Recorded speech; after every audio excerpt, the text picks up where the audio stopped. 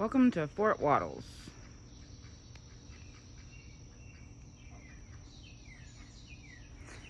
I'm going to give you a tour of our duck setup.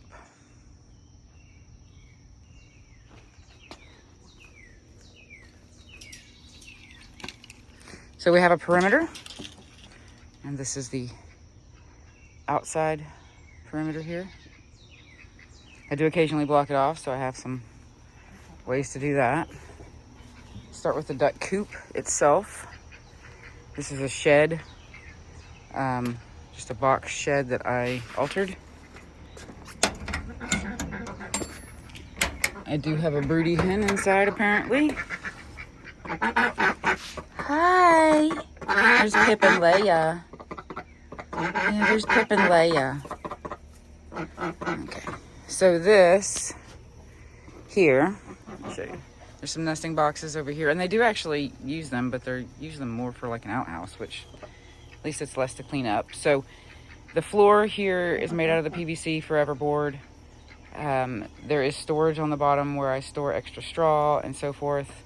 The bar here actually raises up, so it's pretty easy to clean that out, especially because the wheelbarrow actually pulls right up to the height of that floor. So the wheelbarrow's right here, and then it all just rakes and scoops into it. All right, we'll talk about the first run we built and the pool setting. Now, this pool actually drains all the way down there to my garden. So that's the big part of why we even have this. So again, it's the PVC forever board as platform. We did router notches in all of it so that there would be traction. And then these slats are just small slices off of the main board and then sanded so that there wouldn't be any sharp edges. The railing system, it just helps them actually to be a little bit more confident. They didn't really want to use this at first until I put railings on it. Now, and the railings, if you'll notice, they're actually like a Christmas railing, but you don't really notice too much. And I got a really good deal on those. So they're screwed in at the bottom. I'll have to show you from the inside.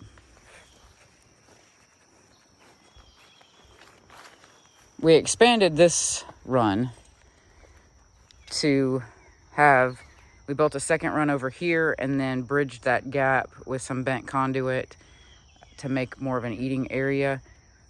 This, we kind of try and rotate pens a little bit, like this is growing out with some vegetables, but we've had to segregate Quaxley a little bit at night. So that's Quaxley's little temporary house at the moment until he learns to get along with everybody again. And that's the 3 runs. At the pool, so they have this here, they can come up, they can go through here to get over there. Under the pool, I have actually put a mat. It helps with heating, cooling, and mice that want to try and get underneath the pool for whatever reason.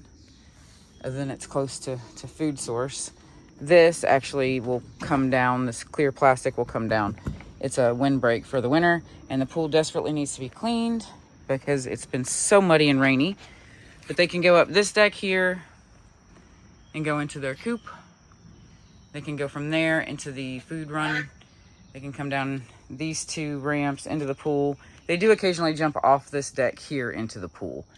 Usually they use the ramps, but occasionally they'll jump off of there. And of course they can go into the other run from there.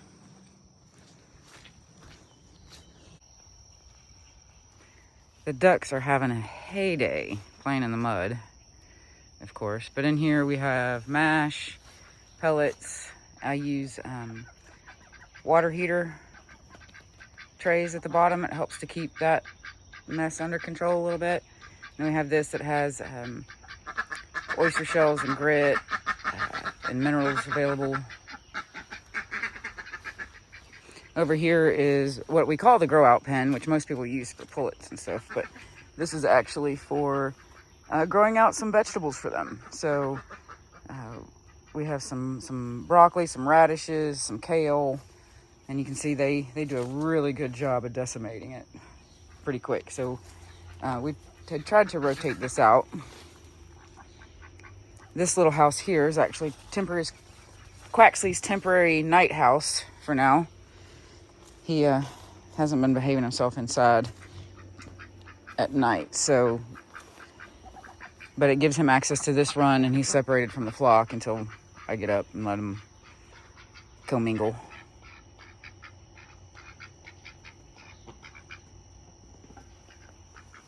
So, if you have any questions, feel free to ask.